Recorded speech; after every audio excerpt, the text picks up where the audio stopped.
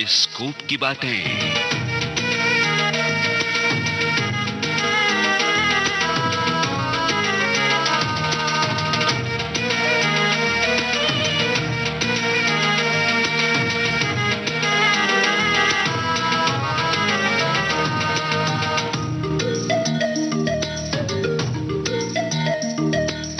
अगर हम चाहते हैं कि हमारा देश भी सुखी हो तो हमें भी अपने परिवार को उतना ही बढ़ाना चाहिए जितना कि हम सुखी रख सकें।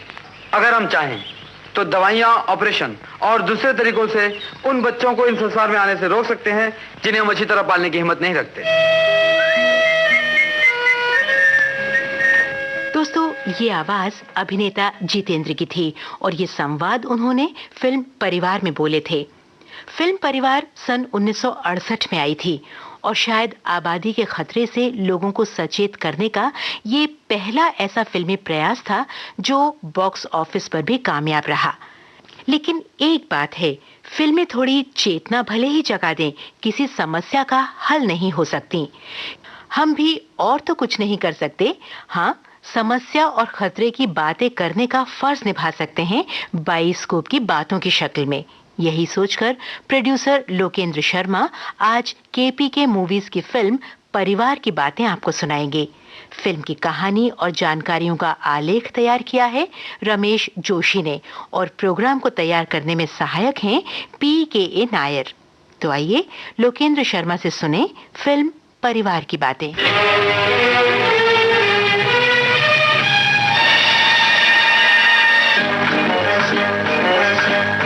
केपीके प्रोडक्शंस के बैनर पर बनी फिल्म परिवार के निर्माता निर्देशक थे केवल पी कश्यप। परिवार उनकी दूसरी फिल्म थी। इससे पहले वे सरदार भगत सिंह के बलिदान पर आधारित फिल्म शहीद बना चुके थे, जिसके नायक थे मनोज कुमार।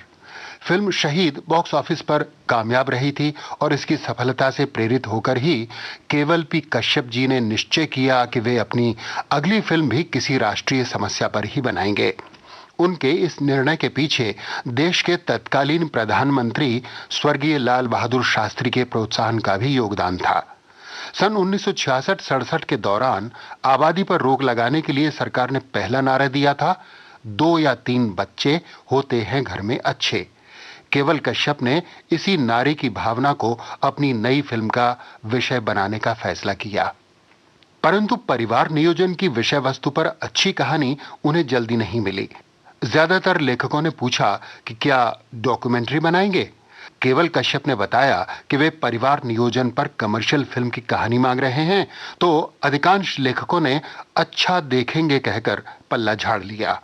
नतीजा ये रहा कि शहीद के प्रदर्शन के साल भर बाद भी केवल कश्यप ऐसी कहानी नहीं पा सके जो परिवार नियोजन पर आधारित हो और व्यावसायिक सफलता की उम्मीद भी जगा दे। ऐसे में एक दिन निर्माता निर्देशक HS रवेल की पत्नी अंजना रवेल ने एक कहानी सुनाई और परिवार नियोजन पर आधारित ये कहानी भा गई। इसकी पटकथा और संवाद लिखने का काम उन्होंने ब्रज कत्याल को सौंप दिया। वो तो भगवान का लाख लाख शुक्र है कि मेरा दोस्त गधा है। मेरा मतलब भोला है, बुद्धू है, जल्दी से रूठ जाता है, जल्दी से मान जाता है। लेकिन अगर न मानता तो? कैसे नहीं मानता? Don't you know I love हर। हमारा प्यार अमर है। दाढ़ी वाला हो या गाड़ी वाला, कोई परवाह नहीं। मैं सब जानता हूँ दाढ़ी वाला कौन है। फिल्म निर्माण के क्षेत्र में आने से पहले केवल कश्यप फिल्मों की पब्लिसिटी किया करते थे। वे निर्माता निर्देशक HS रवेल के PRO भी थे। HS रवेल और उनकी निर्माण संस्था राहुल फिल्म्स में काम करने के दिनों की कई मनोरंजक यादें केवल कश्यप के पास हैं। सन 1963-64 की बात है। निर्माता निर्देशक HS रवेल मेरे महबूब बना रहे थे। इस फिल्म के एक दृश्य में अभिनेता राजेंद्र कुमार अपनी बहन से मिलने के लिए जाते हैं, जो एक नाचने वाली है और बदनाम गलियों में रहती है। इत्तेफाकन इसी समय अशोक कुमार भी वहां आ पहुंचते हैं, जिनकी बहन से राजेंद्र कुमार शादी करने वाले हैं। राजेंद्र कुमार को कोठे वालियों के इलाके में देखकर अशोक कुमार अचंभे से पूछते हैं, अरे अनवर मियां यहां? इस पर राजेंद्र कुमार उत्तर देते हैं, जी मैं अपने एक जिगरी दोस्त से मिलने यहां आया था। रवेल साहब को यह डायलॉग कुछ अधूरा सा लगा, सो उन्होंने इसमें संशोधन करवाया। अब राजेंद्र कुमार का डायलॉग इस तरह हो गया, जी मैं अपने एक जिगरी दोस्त केवल पी कश्यप से मिलने यहां आया था। इस डायलॉग को फिल्माते समय सेट पर खूब ठहाके लगे थे और बाद में जब यह डायलॉग जस का तस फिल्म में भी जा पहुंचा और फिल्म रिलीज हुई तो केवल कश्यप के कई परिचितों और मित्रों की बनाई। वे बड़ी बारीक सी मुस्कुराहट के साथ पूछते, सुना है आजकल कोठे वालियों के मोहल्ले में जाकर रहने लगे हो, इरादा तो नेक है ना?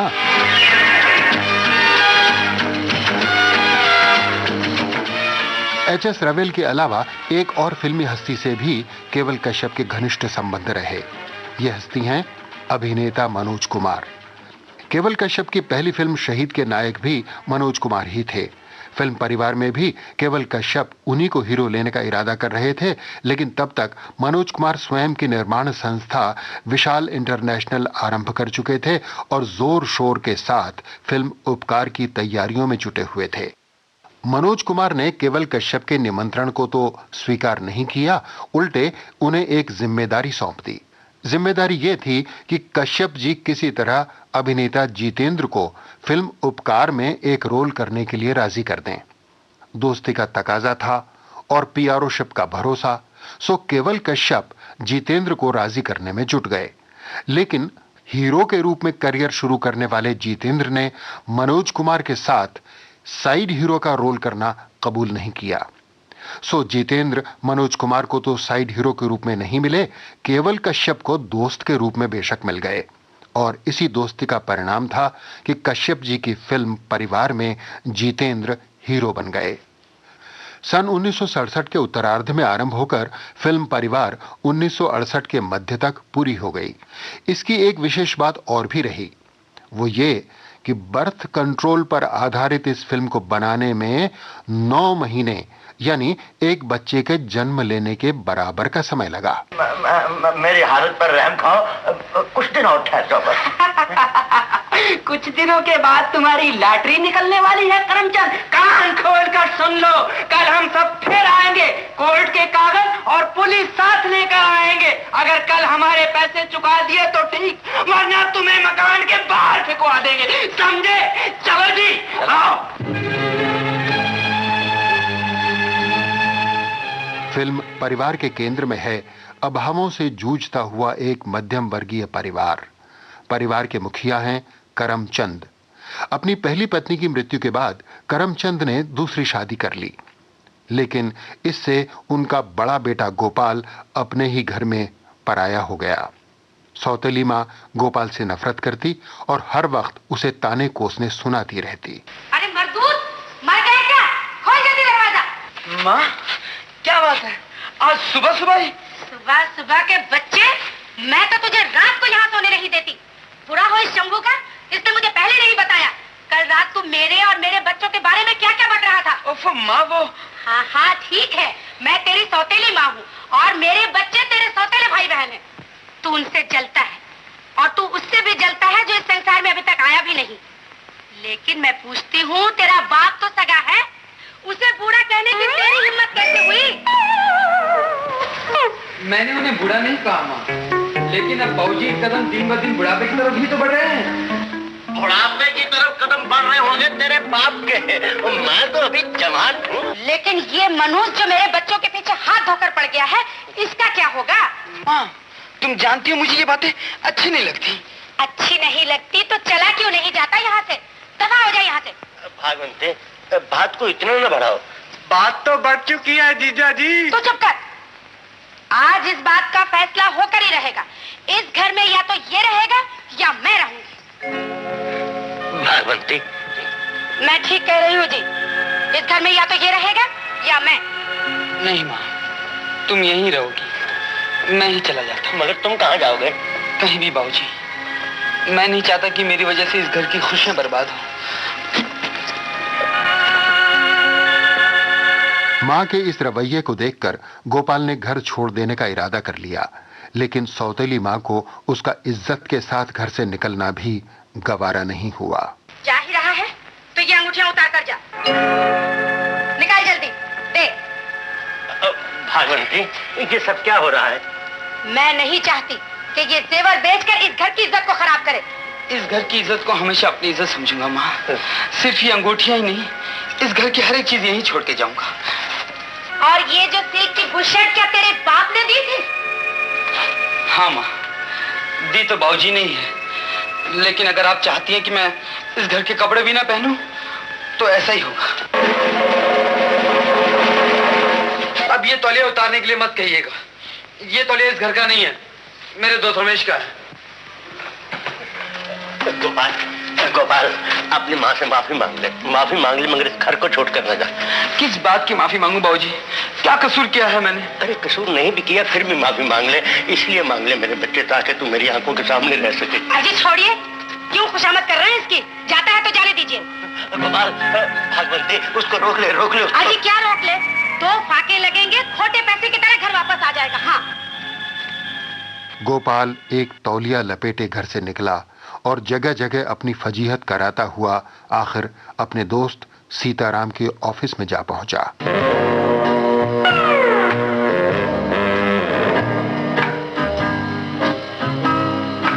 गोपाल, ये क्या है? ओह गॉड, ये मेरा ऑफिस है, ये जुहू बीच जो तौलिया पहन के आ गए। सीताराम! अरे सीताराम के बच्चे, सीताराम का बॉस आने वाला है, यहाँ से भागो। मैं अभी भागता हूँ, पहले कपड़े खरीदने के लिए पैसे देना। पैसे देना? ये कोई देना बैंक है? नहीं देगा? नहीं दूंगा। मैं यहाँ से नहीं जाऊंगा। अरे वो मर गए। ये रहे 5 रुपए। 5 रुपए के बच्चे, 5 रुपए, बहुत ज्यादा पैसे हैं। Sir, boss is coming. Film परिवार में गोपाल की भूमिका में थे जितेंद्र, और उन्होंने फिल्म उपकार का जो रोल छोड़ा था उसे अंततः प्रेम चोपड़ा ने निभाया। फिल्म परिवार में जितेंद्र की हीरोइन थी नंदा, और अन्य कलाकार थे ओम प्रकाश, सुलोचना, माधवी, कृष्ण धवन, पद्मा रानी और राजेंद्र नाथ। देखते ही तुझे मेरे दिल ने कहा, देखते ही तुझे मेरे दिल ने कहा, जिंदगी भर तुझे देखता ही रहूं, देखता ही रहूं। जाने क्या बात है सादगी में तेरी, जाने क्या बात है सादगी में तेरी, बस नजर से तुझे चूमता ही रहूं, चूमता ही रहूं। फिल्म परिवार मध्यम वर्गीय समाज की कई विसंगतियों को उजागर करती है। फिल्म का नायक गोपाल मीना नाम की एक लड़की से प्यार करता है। अपना घर छोड़ने के बाद गोपाल को रहने की जगह दरकार थी, सो एक दिन मीना उसे अपने घर लेकर आ गई। बाबा। हाँ बेटे। माँ, ये गोपाल है। दिया, बस आइए। बाबा, गोपाल को कमरा चाहिए था, तो मैंने सोचा। बहुत अच्छी बात है, वो कमरा दिखा दो। आइए। अरे सुनो, तुम कौन जात हो? जी मैं जात पात में यकीन नहीं करता, मैं हिंदुस्तानी हूँ। हिंदुस्तानी तो हम भी हैं, लेकिन मेरा कहने का मतलब यह है कि रहने वाले कहाँ के? पार्टीशन से पहले हम लोग लाहौर रहते थे, अब बंबई का ही समझिए। तुम्हारा रंग ढंग और शहर देख के मैं पहले ही समझ गई थी कि तुम पंजाबी हो। जी। तो फिर कमरा देखने की कोई जरूरत नहीं। बाबा। जी मैं आपका मतलब नहीं समझा। आजकल जबकि देश चारों तरफ से दुश्मनों से घिरा हुआ है, हर इंसान को लड़ाका होना चाहिए। हम उस लड़ाई की बात कर रहे हैं जो हर महीने की 1 तारीख को होती। किराएदार किराया नहीं देता और मकान मालिक। माँ, गोपाल हर महीने किराया दे देंगे, इसकी जिम्मेदारी मैं लेती हूँ। मीना, तुम अंदर जाओ। तुम भी जाओ भाई, हमें तुम जैसे लड़ाकों को मकान नहीं देना है। अगर आपका ख्याल ठीक होता कि हम लोग लड़ाके हैं, तो अब तक आपकी और मेरी लड़ाई हो रही होती, लेकिन नहीं। मकान आपका है और मर्जी भी आपकी। नमस्ते। गोपाल को मीना के घर में तो जगह नहीं मिली, लेकिन मीना के दिल में उसकी जगह परमानेंट हो गई। गोपाल और मीना की मुलाकातें बढ़ी, प्यार बढ़ा और एक दिन दोनों ने विवाह कर लिया। घर वाले उनकी शादी के लिए राजी नहीं होंगे, ये बात दोनों जानते थे, इसलिए गोपाल और मीना ने मंदिर में शादी की और आशीर्वाद लेने के लिए मीना के माता पिता के सामने आकर खड़े हो गए। आखिर वही वो ना जिसका मुझे डर था। हम तुम्हें अपने घर में कमरा न देना चाहते थे और तुम अपनी होशियारी से सारे घर पर कब्जा करना चाहते हो। लेकिन बाबा, मैंने तो पहले ही कहा था, अगर इस बदमाश ने कोई ऐसी हरकत की तो मैं इसे जान से मार डालूंगा, गोली छोड़ा दूंगा। क्या कर रहे हैं आप? हट जाओ मेरे रास्ते से लीला, मत रोको मुझे। क्यों नहीं? जिन हाथों से लोग अपनी बेटी को डोली में बिठाते हैं, सुहागन बनाकर उसे विदा करते हैं। उन्हीं हाथों से आप अपनी बेटी का सुहाग लूटना चाहते हैं, लीला विधवा बनाना चाहते हैं उसे। मीना से शादी करके गोपाल हमारी जात वाला न सही, लेकिन हमारे खानदान का जरूर बन गया है। ये हमारा दामाद है, हमारी इज्जत है, हमारे सर का ताज है। ये विरोध अपनी जगह थे और इरादे अपनी जगह। गोपाल और मीना की नई जिंदगी शुरू हुई, नया परिवार शुरू हुआ, प्यार से बना नया परिवार। कहाँ ले जा रहे हो मुझे? मंदिर में। अभी भी कह रहे थे हमारी प्रीत ही हमारी पूजा है, फिर मंदिर क्यों? भगवान को अपनी प्रीत अपनी पूजा का साक्षी बनाने के लिए। आओ।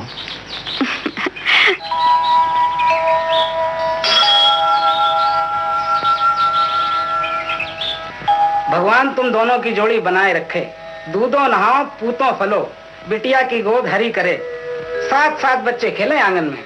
आजकल 7 बच्चों का नहीं पंडित जी, 2 बच्चों का आशीर्वाद दीजिए, महंगाई का जमाना है।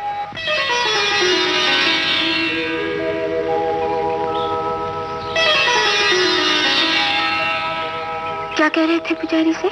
वही जो हमें करना चाहिए, बच्चे 2। जैसे कि ये तुम्हारे हाथ में है। क्यों नहीं, अपनी जिंदगी को, अपनी फैमिली को प्लान करना खुद अपने हाथ में है। हम अपने बच्चे भरपूर जवानी में पैदा करेंगे ताकि उनको पालने पोसने, उनको अच्छी तालीम दिलाने की जिम्मेदारियों को अच्छी तरह निभा सके। गोपाल और मीना का सपना सच हुआ। शादी करके अपना अलग संसार बसाने का सपना, प्यार का सपना, एक परिवार का सपना। हमने जो देखे सपने, हमने जो देखे सपने, सच हो गए वो अपने। ओ मेरे साजना दिन आ गए हैं प्यार के, मेरे साजना दिन आ गए करार के। हमने जो देखे सपने, सच हो गए वो अपने। ओ मेरे फिल्म परिवार का ये गीत अपने दौर में खासा लोकप्रिय हुआ था। निर्माता निर्देशक इस हनीमून सॉन्ग में ऐसी स्वप्निल रोमानियत पैदा करना चाहते थे जो मध्यम वर्गीय नव विवाहित जोड़े की अभिलाषा और बेसब्री दोनों को अभिव्यक्ति दे सके। ऐसे ही सदा सज धज के मेरी आंखों में रहो जमा तुम, ऐसे ही सदा सज धज के मेरी आंखों में रहो जमा तुम। मैं छाया बनके साथ चलूं, मैं छाया बनके साथ चलूं, मुझे ले चलो जहां तुम। हमने जो देखे सपने, सच हो गए वो अपने। हो मेरे साजना।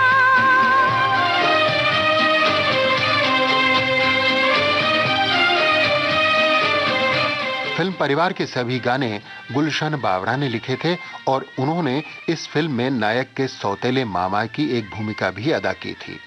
फिल्म का संगीत कल्याण जी आनंद जी का था।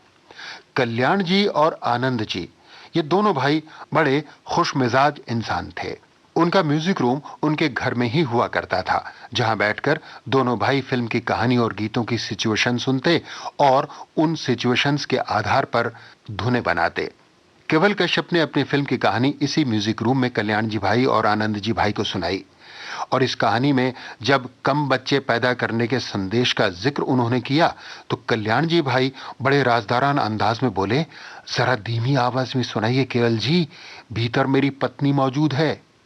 कल्याण जी भाई की हंसमुख तबीयत के किस्से आज भी लोग रस ले लेकर सुनते और सुनाते हैं। एक बार एक प्रोड्यूसर कल्याण जी भाई से अपनी फिल्म के लिए लोरी तैयार करवा रहे थे। तभी अंदर के कमरे से सोया हुआ कल्याण जी भाई का बेटा जागकर आंखें मलता हुआ म्यूजिक रूम में चला आया। इस पर कल्याण जी भाई ने शान से कहा, देखा मेरी बनाई हुई लोरियों का कमाल, इन्हें सुनकर सोए हुए बच्चे भी जाग जाते हैं। सन 1966-67 के दौरान फिल्मों में एक बर्थडे सॉन्ग रखने का चलन हो चला था। कल्याण जी, आनंद जी, गुलशन बावरा और कुछ और मित्रों की सलाह पर केवल कश्यप ने भी फिल्म परिवार में एक बर्थडे सॉन्ग रखने का निश्चय किया। इसकी सिचुएशन रखी गई गोपाल और मीना के बेटे की पहली सालगिरह, और सालगिरह का दिन रखा गया 2 अक्टूबर। आज है 2 अक्टूबर का दिन, आज का दिन है बड़ा महान। आज के दिन 2 फूल खिले हैं जिनसे महका हिंदुस्तान।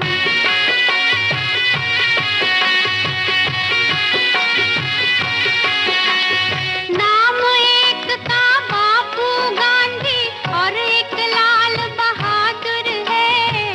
एक का नारा अमन, एक का जय जवान जय किसान। जय जवान जय किसान, जय जवान जय किसान।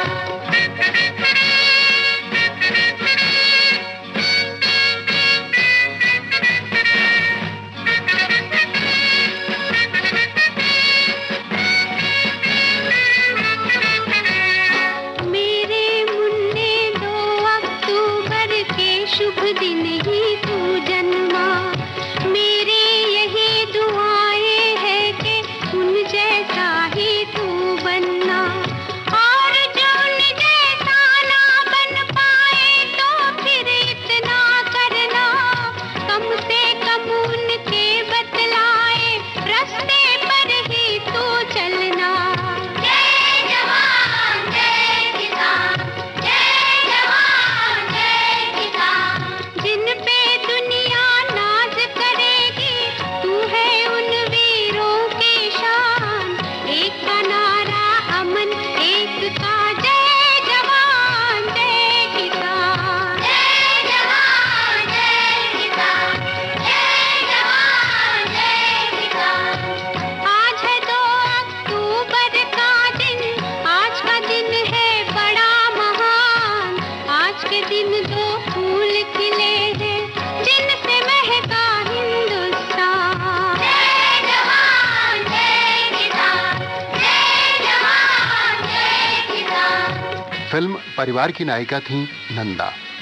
अभिनेत्री नंदा के जीवन की एक अजीबोगरीब ट्रेजेडी ये रही कि कई सफल फिल्मों की नायिका होने के बावजूद वे उस सम्मान और प्रतिष्ठा को प्राप्त नहीं कर पाईं जिसकी शायद वे हकदार थीं। नंदा ने कई उभरते हुए अभिनेताओं को सफलता की मंजिल तक पहुंचने में अपना योगदान दिया, लेकिन स्टार बन जाने के बाद उन अभिनेताओं ने नंदा को नजरअंदाज कर दिया। धर्मेंद्र, शशि कपूर, जितेंद्र और राजेश खन्ना जैसे स्टार्स की नायिका रह चुकने के बावजूद नंदा कभी भी नंबर 1 हीरोइन का दर्जा हासिल नहीं कर पाईं।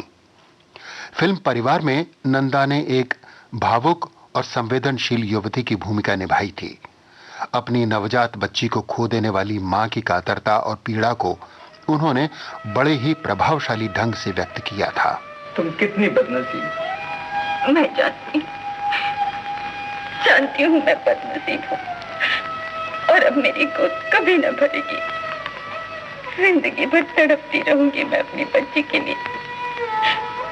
लेकिन ये कहकर मुझे दुखी मत करो मुझे दुखी। मीना, मैं तुम्हारा दुख बढ़ाना नहीं चाहता। मैं तुम्हें बताना चाहता हूँ कि तुम्हारी गोद फिर से हरी हो सकती है। अगर तुम चाहो तो दोबारा ऑपरेशन करा के हम अपने परिवार को फिर से बढ़ा सकते हैं। दोबारा ऑपरेशन हमें परिवार बढ़ाने का विश्वास जरूर दिला सकता है, लेकिन इस बात का तो नहीं कि हमारी यहाँ बेटी होगी। बेटा भी तो हो सकता है। तो क्या तुम? नहीं, मैं नहीं चाहती कि एक बेटी के लिए मैं भी सीताराम भैया की तरफ परिवार बढ़ाती जाऊं और तुम्हारे उसूलों को ठेस पहुंचे। मीना, ये फैसला तो कर लिया, लेकिन क्या तुम खुश रह सकोगी? क्यों ना हम एक लड़की गोद ले लें? जिस भगवान ने तुमसे तुम्हारी बच्ची को छीन लिया है, वो कई बच्चियों से माँ की गोद भी छीन लिया करता है। और हो सकता है जिस तरह तुम्हारे दिल में एक बच्चे की तड़प है, उसी तरह कोई बच्ची एक माँ की गोद के लिए भी तड़प रही होगी। जैसे जन्म नहीं दिया उसकी माँ कैसे बन सकती हूँ मैं? माँ सिर्फ जन्म देने से ही माँ नहीं बनती, माँ का प्यार देने से बनती है। अब तुम खुद ही देखो, क्या तुम पीटर और पॉल को तैयार करके स्कूल नहीं भेजती? उनको अपने बच्चों की तरह कपड़े सिलवा कर नहीं देती? अगर उनकी तबीयत जरा खराब हो जाए तो क्या रात रात भर जाकर नहीं गुजार देती? जरा सोचो, अगर वो तुम्हें आंटी के बजाय मम्मी कहकर पुकारे तो क्या कोई ये कह सकता है कि वो तुम्हारे अपने बच्चे नहीं हैं?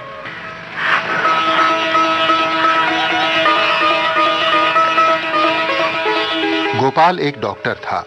अंधाधुंध बढ़ती हुई देश की आबादी उसे चिंतित करती थी, इसलिए उसने लोगों को परिवार नियोजन के प्रति जागरूक बनाना अपना कर्तव्य माना और लोगों को समझाने की कोशिश की। सबसे पहले तो मैं वो हालत बयान करूंगा जो हर किस्म की तरक्की करने के बाद भी हमारे देश की है। हजारों नए अस्पताल खुले हैं, लेकिन सभी मरीजों को अब भी अस्पतालों में जगह नहीं मिलती। कई नई नई फैक्ट्रियां खुली हैं, बड़े बड़ी मिलें खुली हैं, बड़े बड़े दफ्तर खुले हैं, लेकिन बेकारी पहले से ज्यादा बढ़ती जा रही है। हजारों नए स्कूल खुलने के बाद भी आज भी हजारों बच्चे ऐसे हैं जिनको स्कूलों में जगह नहीं मिलती। जानते हैं इसकी वजह क्या है? जी साहब, आप खुद ही बता दीजिए इसकी वजह क्या है। इसकी वजह खुद हम लोग हैं। हम लोग? जी हाँ, हिंदुस्तान में हर 2 सेकंड के बाद एक बच्चा पैदा होता है।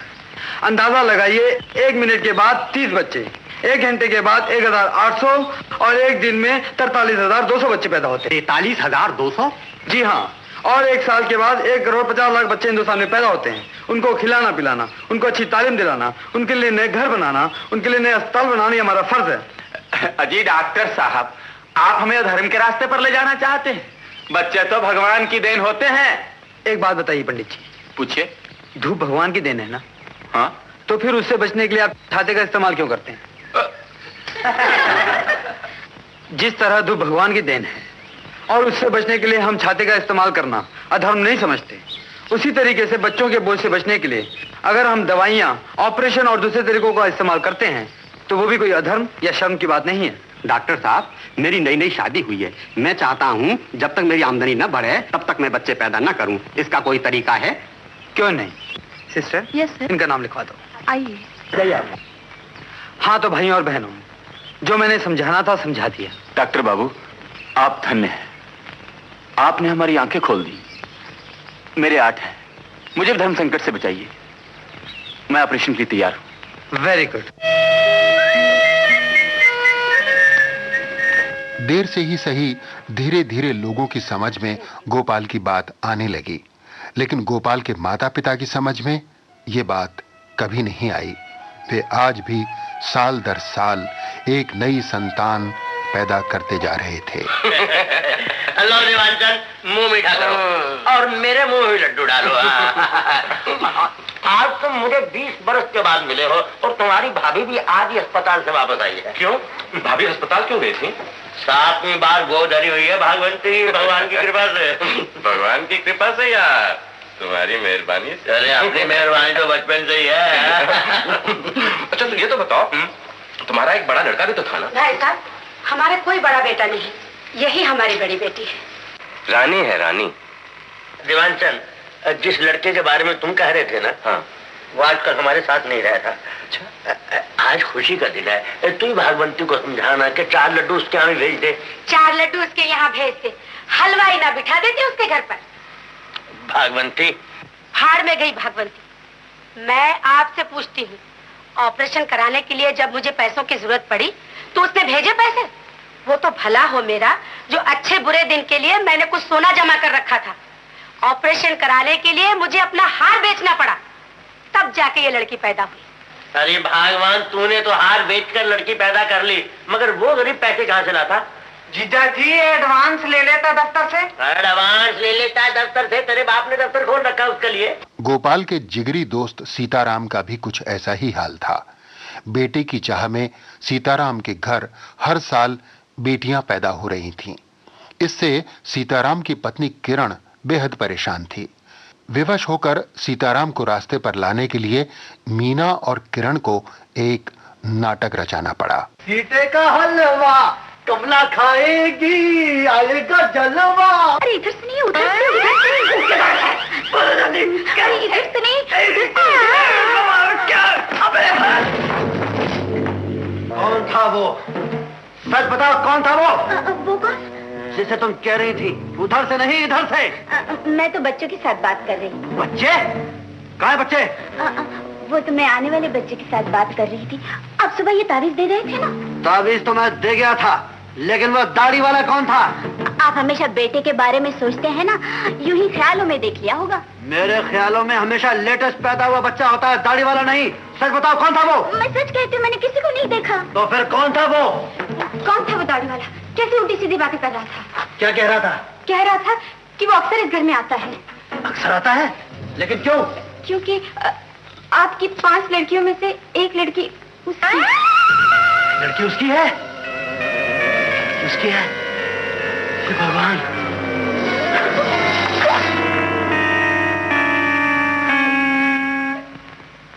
नाटक मजेदार तो था, लेकिन कुछ ही दिनों बाद नाटक गंभीर हो गया। हाय, मैं मर जाऊं। क्या हुआ मेरे लाडली को? सो जा नहीं तो डैडी जाग जाए। डैडी जाग जाएंगे? जी? अरे ये तो भला हो इस कन्या का कि इसने जाकर मेरे जज्बात को सुला दिया, मेरा धर्म भ्रष्ट होने से बचा दिया, वरना आज मेरी सौगंध टूट जाती। कौन सी सौगंध? अरे दूर हट नीच बेवफा।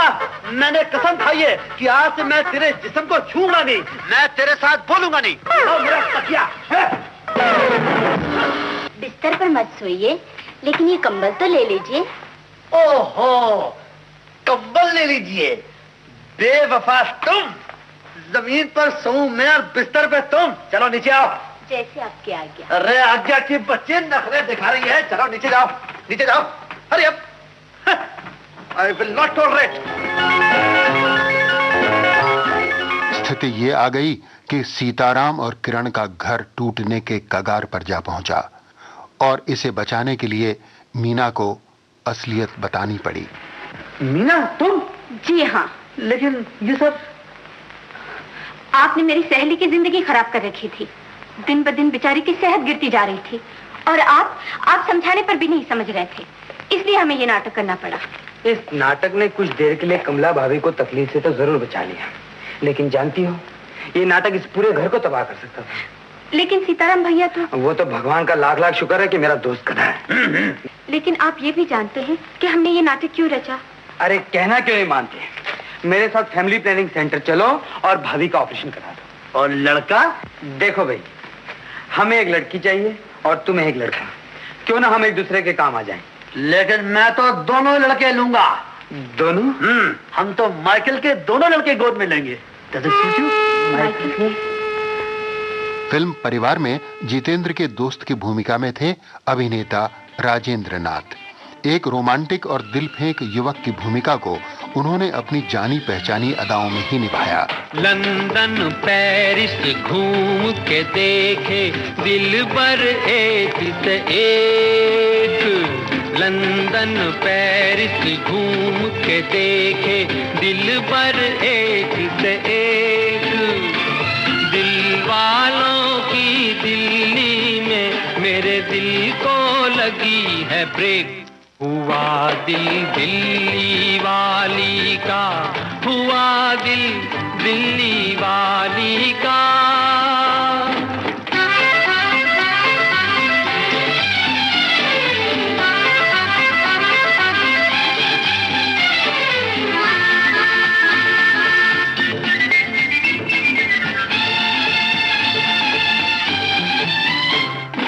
देख के ये जंतर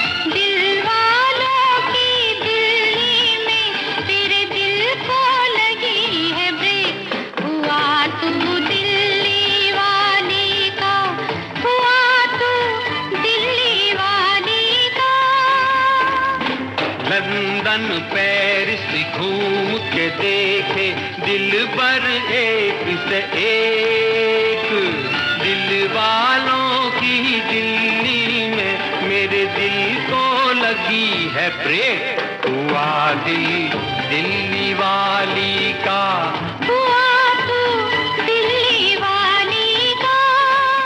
फिल्म परिवार के इस गाने के पिक्चराइजेशन का वाकया भी खासा मजेदार है। इस गीत को राजेंद्र नाथ और पद्मा रानी पर दिल्ली के लाल किले की पृष्ठभूमि पर फिल्माया जा रहा था। शूटिंग की खबरें मिलते ही सैकड़ों हजारों की संख्या में तमाशाइयों की भीड़ आ जुटी। इनमें शरारती और मनचले भी खूब बड़ी तादाद में थे। ये लोग शोर करके निरंतर शूटिंग में व्यवधान डाल रहे थे। इनकी शरारतों के आगे कुछ कर पाने में पुलिस भी अपने आप को लाचार महसूस कर रही थी। ऐसे में स्थिति संभाली अभिनेता राजेंद्र नाथ ने। वे शोर मचाने वाली उपद्रवी भीड़ के बीच जा पहुंचे और बोले, यदि आप इस तरह शोर मचाते रहे तो देशभक्ति की ये फिल्म बनेगी कैसे? हर देशवासी को इस फिल्म को जल्दी पूरा होने में मदद करनी चाहिए। जो आदमी देशभक्ति की फिल्म की शूटिंग में बाधा डालेगा उसे देशभक्त नहीं कहा जा सकता। राजेंद्र नाथ की इस अपील ने जैसे जादू का काम किया। उपद्रवी तत्व एकदम शांत हो गया और इनमें से कई तो आगे आकर लोगों की भीड़ को नियंत्रित करने में जुट गए। इस तरह उस लोकेशन का काम कुछ ही घंटों में निपट गया। मुखड़े पे तेरे है दिल पर लाल किले की लाली है, मुखड़े पे तेरे है दिल पर लाल किले की लाली है।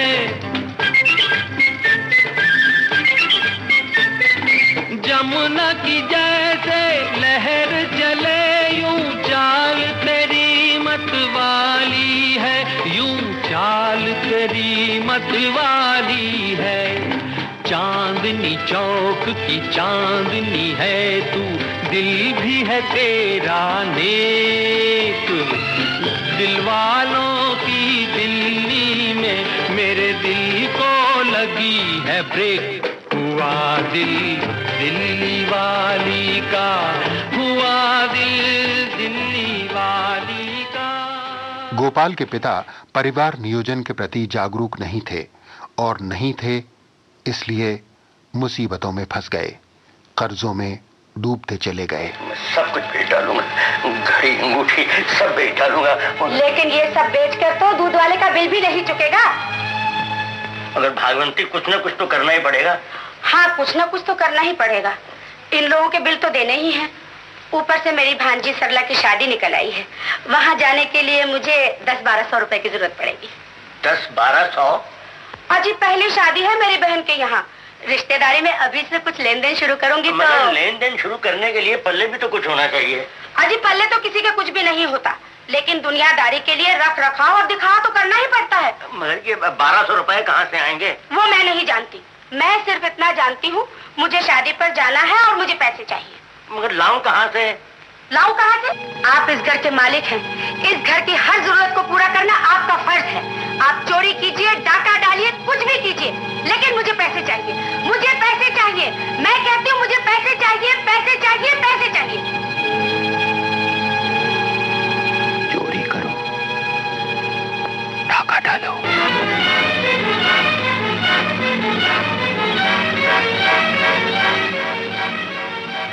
परिवार में ज्यादा बच्चे हों तो माता पिता अपनी संतानों पर समुचित ध्यान नहीं दे पाते। माता पिता की इस उदासीनता के कारण करमचंद की बड़ी बेटी सपना बहक गई। बहकाने वाला और कोई नहीं बल्कि करमचंद का दोस्त था दीवान चंद। दीवान चंद ने सपना को सपने दिखाए, कलंकित किया और कहीं मुंह दिखाने लायक नहीं छोड़ा।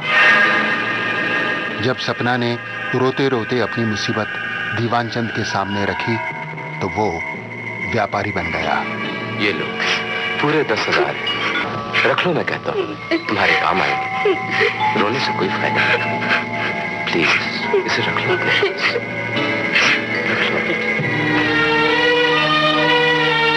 लेकिन मैं इन्हें लेकर क्या करूँगी? मैं आपके बच्चे की माँ बनने वाली हूँ। ये मेरे खानदान की इज्जत का सवाल है। इज्जत की कीमत आजकल के जमाने में 10,000 रुपए बहुत ज्यादा होते हैं सपना। लेकिन मैं माँ से क्या कहूँ? तुम्हारी माँ समझदार औरत है। ये पैसा उसके सामने रख देना तो खुद ही समझ जाएगी। याद नहीं, जब गोपाल तुम्हें मेरे साथ देखकर तुम्हें जबरदस्ती घर ले गया था, तो बजाय तुम्हें और मुझे कुछ कहने के उसने गोपाल को ही बेइज्जत करके घर से बाहर निकाल दिया।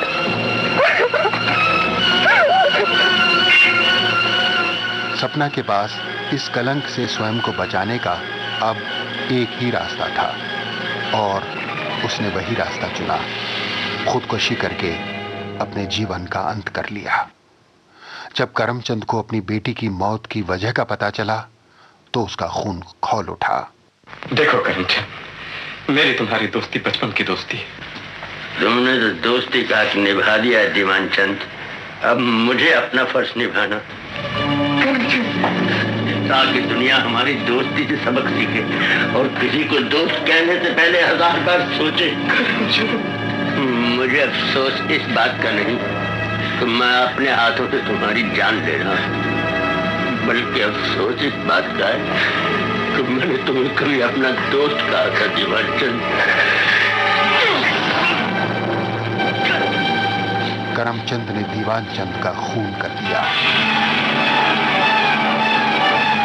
पिता और परिवार को बचाने के लिए गोपाल ने इस खून का इल्जाम अपने सिर पर ले लिया।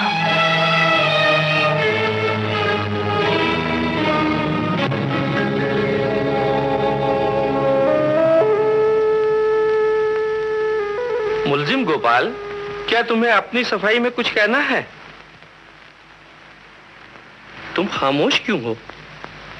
बोलो बोलो, तुम अपनी सफाई में कुछ कहना चाहते हो? No my lord. मुलजिम गोपाल, क्या तुम्हारी खामोशी को इकबाल जुर्म समझा जाए? गोपाल को सजा सुनाई जाती इससे पहले ही करमचंद ने अदालत में पहुंचकर मामले का रुख मोड़ दिया। मिलाद, मुलजिम की खामोशी का मतलब सिर्फ ये समझा जाए कि झूठ बोलने की इसे आदत नहीं है और फर्ज की खातिर सच कहना नहीं चाहता। क्या तुम इस मुकदमे पर कोई रोशनी डाल सकते हो? मिलाद, मैं सिर्फ मुलजिम का ही नहीं बल्कि इस मुकदमे का भी जन्मदाता हूँ। मैं बयान देने की इजाजत चाहता हूँ। इजाजत है? नहीं बाबूजी, ये क्या कर रहे हैं आप? बाबूजी, हो सकता है कि मेरा बेटा मुझे इस अदालत से बचा ले, मगर उस अदालत से मुझे कौन बचाएगा मिलाद, जहां जाकर मुझे अपना हिसाब किताब खुद देना है। मिलाद, मैं अपने जुर्म का इकबाल करता हूं। दीवान चंद का खून मैंने किया। नहीं, नहीं। मैं जानता हूं जज साहब कि मुझे इस जुर्म की सजा मिलेगी, मगर मेरा असली जुर्म इस जुर्म से भी बड़ा है। मैं दरखास्त करूंगा कि मुझे उस जुर्म की सजा भी दी जाए। साफ साफ कहो, कहना क्या चाहते हो? मेरा जुर्म सिर्फ एक कत्ल ही नहीं जज साहब, बल्कि 6 ऐसी जिंदगियां भी हैं जिन्हें इस संसार में लाने का मुझे कोई हक न था। इंसान को औलाद उतनी पैदा करनी चाहिए जज साहब जिसे वो अच्छी तरह पाल सके। आमदनी कम और बच्चे ज्यादा, इससे बड़ा और कोई पाप नहीं है जज साहब, इससे बड़ा और कोई पाप नहीं है। अगर इस बात का एहसास मुझे पहले हुआ होता तो शायद इस मुकदमे का जन्म ही न होता और मेरी मजबूरी का फायदा उठाकर मेरे दोस्त ने मेरी बेटी की इज्जत न लूटी होती। मेरी बेटी ने वो तो पट्टा जो उसके सर पे होना चाहिए था फंदा बनाकर अपने गले में न डाला होता जज साहब, और आज मैं इस कटहरे में खड़ा न होता। जज साहब, मौत से बढ़कर भी कोई सजा हो तो वो मुझे मिलनी चाहिए, ताकि वो बदनसीब लोग जो बढ़ती हुई औलाद को भगवान की देन समझते हैं जिंदगी और मौत से सबक सीखे। मैं तो कहता हूँ जज साहब, अदालत जिस तरह चोरी, धोखे और कत्ल के लिए सजा देती है, उसी तरह एक कानून और पास होना चाहिए मुझ जैसे लोगों को सजा देने के लिए, ताकि कोई करमचंद किसी सपना को पैदा ना करे, किसी दीवान चंद को उसकी इज्जत लूटने का मौका ना दे और ना ही कातिल बनकर दुनिया के सामने तमाशा बने। जज साहब,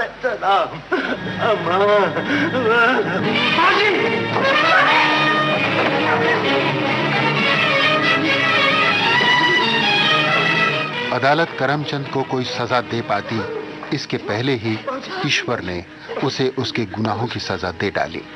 अदालत के कटहरे में ही करमचंद को दिल का दौरा पड़ा और उसका प्राणांत हो गया।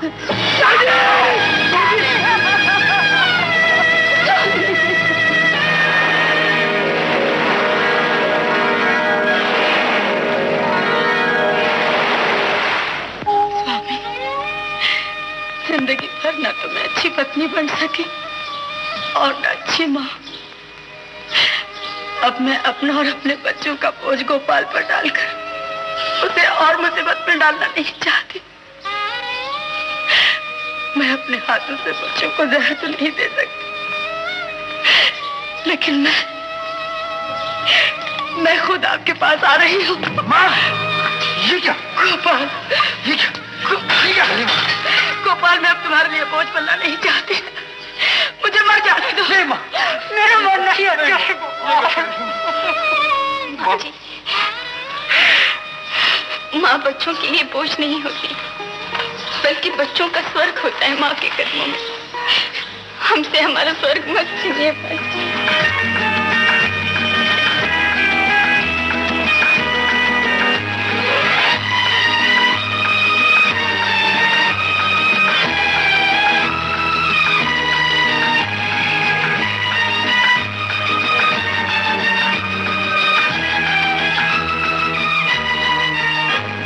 परिवार नियोजन को नहीं अपनाने से होने वाली हानि और अपनाने से होने वाले फायदे बताने के लिए कुछ हद तक इस फिल्म में अतिशयोक्ति बरती गई है, लेकिन शायद प्रभावशाली ढंग से इस बात को कहा जा सके, इसके लिए ये आवश्यक माना गया।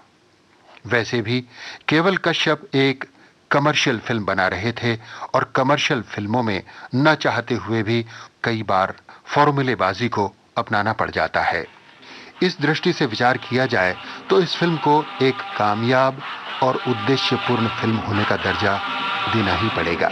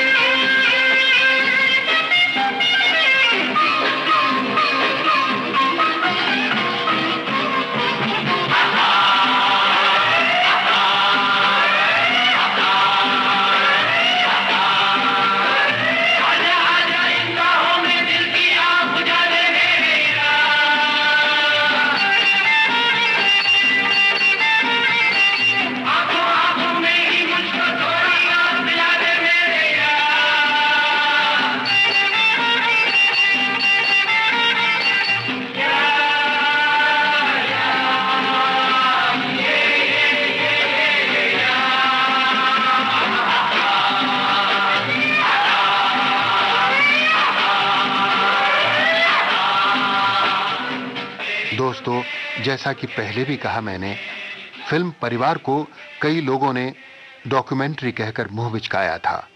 ऐसे लोगों में बहुत सारे डिस्ट्रीब्यूटर्स भी थे। परिणाम ये रहा कि इसे खरीदने में वितरकों ने ज्यादा रुचि नहीं दिखाई। काफी कोशिशों के बाद भी केवल कश्यप पंजाब और CI राजस्थान की टेरिटरीज के सिवा और कोई भी टेरिटरी नहीं बेच पाए। ऐसे में केवल कश्यप के प्रतिष्ठा बचाई राजश्री प्रोडक्शंस के कमल बड़जात्या ने। कमल बाबू ने परिवार फिल्म की पूरी कहानी सुनकर कहा वे इस फिल्म को रिलीज करेंगे।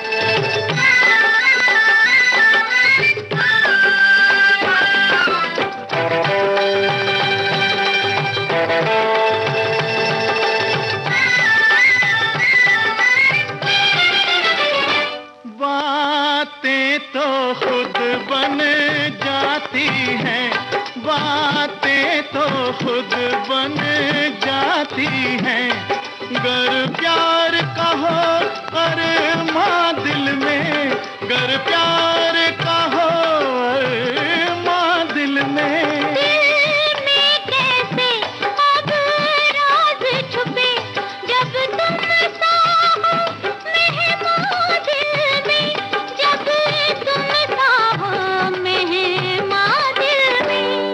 मेहमान तुम्हारे, मेहमान तुम्हारे दिल से कभी अब नाम न लेंगे जाने का, अब नाम न लेंगे जाने का। ये काम कोई सीखे तुमसे, ये काम कोई सीखे तुमसे, बातों में बात बनाने का, बातों में बात बनाने का। ओए आखिर आ ही गया अंदाज तो प्यार जताने का, अंदाज तो प्यार जताने का।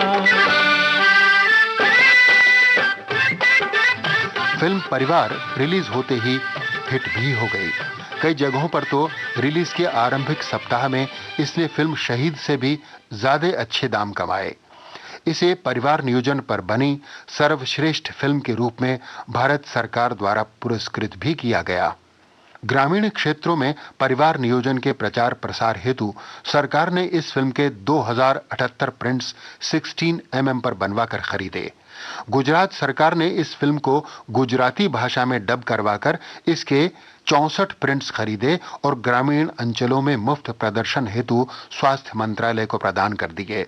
उस दौर की पत्र पत्रिकाओं ने इस फिल्म को एक जागरूक फिल्म का दर्जा दिया और सरकार को सलाह दी कि पानी की तरह लाखों रुपए बहाने की बजाय यदि परिवार नियोजन पर अच्छी फिल्में बनाई जाएं तो शायद अधिक किफायती और अधिक लाभदायक सिद्ध होगा। ऐसे ही सदा सज धज के मेरी आंखों में रहो जवां, तुम ऐसे ही सदा सज धज के मेरी आंखों में रहो जवां तुम। मैं छाया बन के साथ चलूं, मैं छाया बन के साथ चलूं, मुझे ले चलो जहां तुम। हमने जो देखे सपने सच हो गए वो अपने, हो मेरे साजना।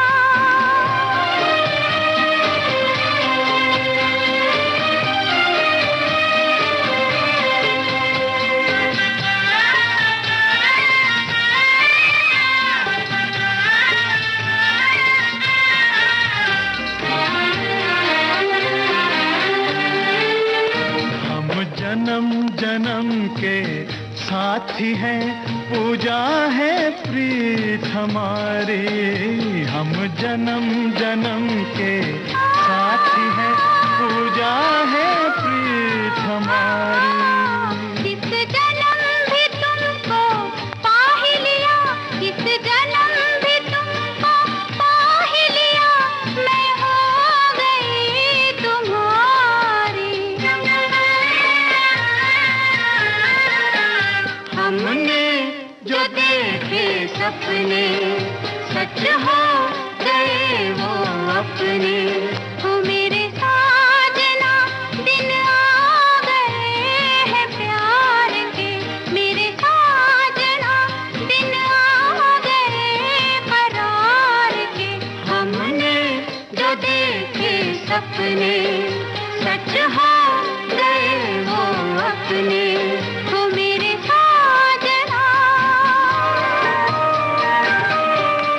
दोस्तों, कार्यक्रम का समापन करने से पहले एक बार फिर मैं आपको बता दूं कि KPK प्रोडक्शंस की फिल्म परिवार के निर्माता निर्देशक थे केवल P कश्यप।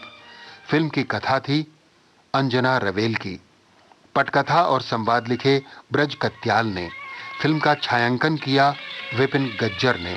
फिल्म के एडिटर थे BS क्लार्क और गाने लिखने वाले थे गुलशन बावरा और इन गानों को संगीतबद्ध किया था कल्याण जी आनंद जी ने। मैंने माना तू उल्फत से अनजान है। ओ मैंने माना तू उल्फत से अनजान है, फिर भी दिल में तेरे एक तूफान है। गर बुरा तू न माने तो इतना कहूँ, मेरे दिल में यही एक अरमान है, रक्स करती रहे।